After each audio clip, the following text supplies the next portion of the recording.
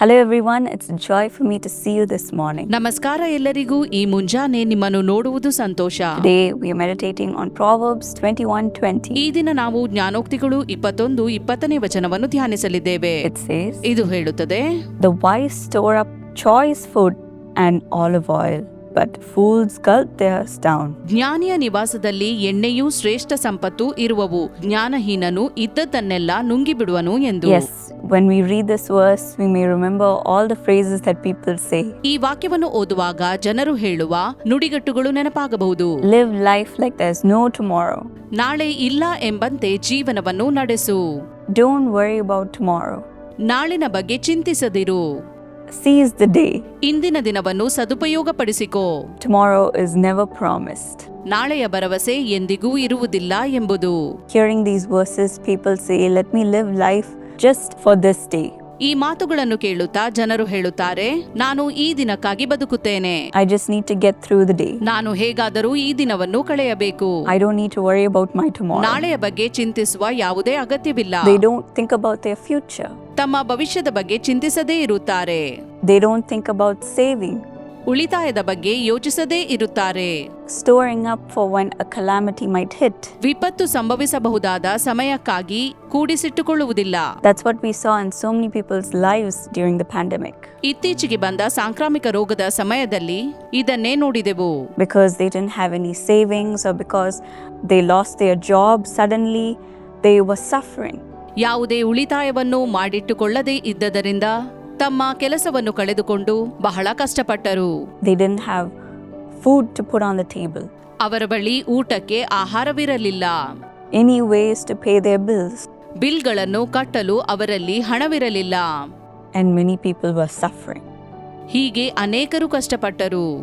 There's a man in the Bible who stored up during such a calamity. ಸತ್ಯವೇದದಲ್ಲಿ ವಿಪತ್ತಿನ ಸಮಯಕ್ಕಾಗಿ ಕೂಡಿಸಿಟ್ಟುಕೊಂಡಂತಹ ಒಬ್ಬ ವ್ಯಕ್ತಿಯನ್ನು ನೋಡುತ್ತೇವೆ. God revealed to Joseph that there was going to be a famine for 7 years. ಇನ್ನು 7 ವರ್ಷಗಳ ಕಾಲ ಬರಗಾಲ ಬರಲಿದೆ ಎಂದು ದೇವರು ಯೋಸೇಫನಿಗೆ ಪ್ರಕಟಿಸಿದನು. But there was also going to be abundance 7 years earlier. ಅದಕ್ಕಿಂತಲೂ ಮೊದಲು 7 ವರ್ಷಗಳು ಸಮೃದ್ಧಿಯ ಕಾಲವಾಗಿರುವುದು.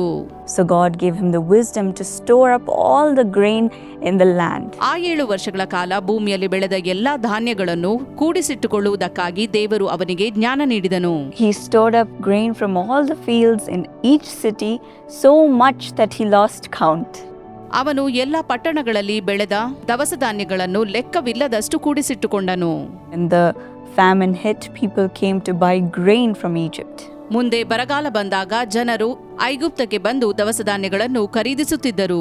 First it was grain. ಮೊದಲು ದವಸ ಧಾನ್ಯಗಳನ್ನು, Next it was livestock. ನಂತರ ಅವರಲ್ಲಿರುವ ಜಾನುವಾರುಗಳನ್ನು, Then they bought land. ನಂತರ ಭೂಮಿಯನ್ನು ಖರೀದಿಸಿದರು. Eventually they became slaves to Egypt. ಕ್ರಮೇಣವಾಗಿ ಅವರು ಐಗುಪ್ತದ ದಾಸರಾದರು.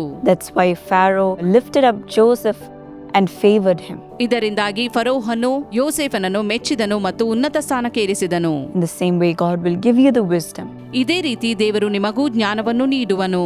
to save up for your future, ನಿಮ್ಮ ಭವಿಷ್ಯಕ್ಕಾಗಿ ಕೂಡಿಸಿಟ್ಟುಕೊಳ್ಳಲು, for your family, ನಿಮ್ಮ ಕುಟುಂಬಕ್ಕಾಗಿ, and give you the guidance as we read in Proverbs.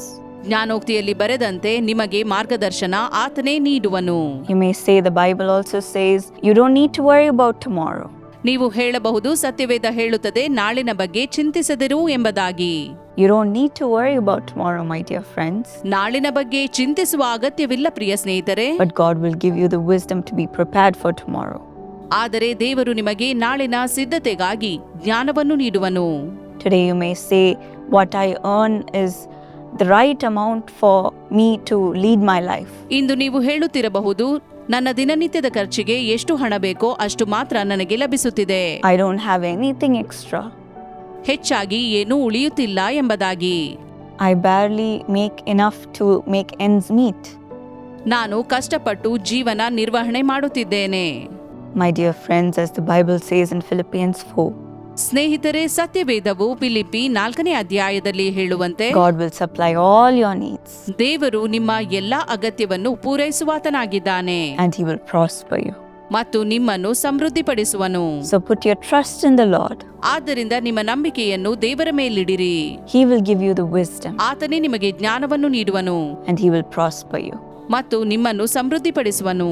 And you will also help others just like Joseph did. ಯೋಸೇಫನು ಹೇಗೆ ಇತರರಿಗೆ ಸಹಾಯ ಮಾಡಿದನೋ ಅಂತೆಯೇ ನೀವು ಕೂಡ ಮಾಡುವಿರಿ. God will bless you with overflowing blessings. ಉಕ್ಕಿ ಹರಿಯುವ ಆಶೀರ್ವಾದದೊಂದಿಗೆ ದೇವರು ನಿಮ್ಮನ್ನು ಆಶೀರ್ವದಿಸುವನು. Beyond measure. ಅಳತೆಗೆ ಮೀರಿದ ಆಶೀರ್ವಾದಗಳು. That you will itself not be able to count. ನೀವೇ ಲೆಕ್ಕಿಸಲು ಸಾಧ್ಯವಾಗದಷ್ಟು ಆಶೀರ್ವಾದಗಳನ್ನು ಆತನು ನೀಡುವನು. So be of good cheer, my friends. ಆದ್ದರಿಂದ ಸಂತೋಷಿಸಿರಿ ನನ್ನ ಪ್ರಿಯ ಸ್ನೇಹಿತರೆ. Shall we receive this promise from the Lord? ಈ ಆಶೀರ್ವಾದವನ್ನು ನಾವು ದೇವರಿಂದ ಪಡೆದುಕೊಳ್ಳುವ. Lord, today many may be watching worried about their finances. ದೇವರೇ, ಕಾರ್ಯಕ್ರಮ ವೀಕ್ಷಿಸುತ್ತಿರುವವರಲ್ಲಿ ಅನೇಕರು ಹಣಕಾಸಿನ ಬಗ್ಗೆ ಚಿಂತಿತರಾಗಿರಬಹುದು. Even today many may be worried about their tomorrow. ಅನೇಕರು ತಮ್ಮ ಭವಿಷ್ಯದ ಬಗ್ಗೆ ಚಿಂತಿಸುತ್ತಿರಬಹುದು. They may say, how am I going to take care of my family? ಮುಂದುವರಿದು ನನ್ನ ಕುಟುಂಬವನ್ನು ನಾನು ಹೇಗೆ ನೋಡಿಕೊಳ್ಳುವೆನು ಎಂಬ ಚಿಂತೆ ಅವರದ್ದಾಗಿರಬಹುದು. I am not able to even make my ends meet now. ಕಷ್ಟಪಟ್ಟು ನನ್ನ ಜೀವನ ನಿರ್ವಹಣೆಯನ್ನು ನಾನು ಮಾಡುತ್ತಿದ್ದೇನೆ. I need more wisdom.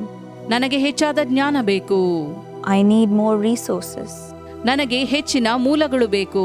I need financial blessing. ಹಣಕಾಸಿನ ಆಶೀರ್ವಾದವು ನನಗೆ ಬೇಕು. Today, Lord, listen to their requests. ದೇವರೇ, ಇಂದು ಅವರ ಮನವಿಯನ್ನು ನೀನು ಲಾಲಿಸು. And today answer all of their requests. ಅವರ ಎಲ್ಲಾ ಮನವಿಗಳಿಗೆ ಇಂದು ನೀನು ಉತ್ತರಿಸು. Bless their finances, Lord. ಅವರ ಹಣಕಾಸನ್ನು ನೀನು ಆಶೀರ್ವದಿಸು ದೇವರೇ. And give them the wisdom on how they should handle their finances. ಅವರ ಹಣಕಾಸನ್ನು ಹೇಗೆ ನಿಭಾಯಿಸಬೇಕೆಂದು ಅವರಿಗೆ ನೀನು ಮಾರ್ಗದರ್ಶಿಸು. Guide them as to what they need to do. ಏನು ಮಾಡಬೇಕೆಂಬುದಾಗಿ ನೀನೇ ಮಾರ್ಗದರ್ಶಿಸು. And let it be the right decision. ಅವರು ತೆಗೆದುಕೊಳ್ಳುವ ನಿರ್ಧಾರಗಳು ಸರಿಯಾಗಿರಲಿ. As you gave wisdom to Joseph, ನೀನು ಯೋಸೇಫನಿಗೆ ಜ್ಞಾನವನ್ನು ನೀಡಿದಂತೆ he stored up so much that he was able to give to the people. ಇತರರಿಗೆ ಕೊಡುವಷ್ಟು ಅವನು ಹೆಚ್ಚಾಗಿ ಕೂಡಿಸಿದನು ಎಂಬುದಾಗಿ ನೋಡುತ್ತೇವೆ. Help your children to have the same blessing. ಈ ಆಶೀರ್ವಾದವನ್ನು ನಿನ್ನ ಮಕ್ಕಳೂ ಕೂಡ ಹೊಂದುವಂತೆ ಮಾಡು.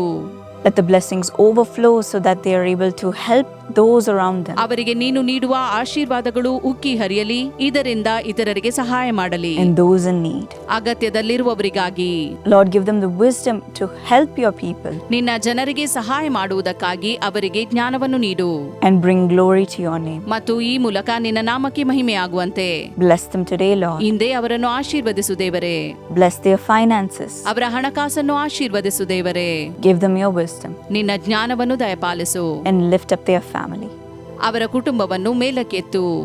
Supply all of their needs. ಅವರ ಎಲ್ಲಾ ಅಗತ್ಯಗಳನ್ನು ಪೂರೈಸು. In Jesus' name I pray. ಯೇಸುವಿನ ನಾಮದಲ್ಲಿ ಬೇಡಿದ್ದೇನೆ. Amen. Amen. God bless you. ದೇವರು ನಿಮ್ಮನ್ನು ಆಶೀರ್ವದಿಸಲಿ.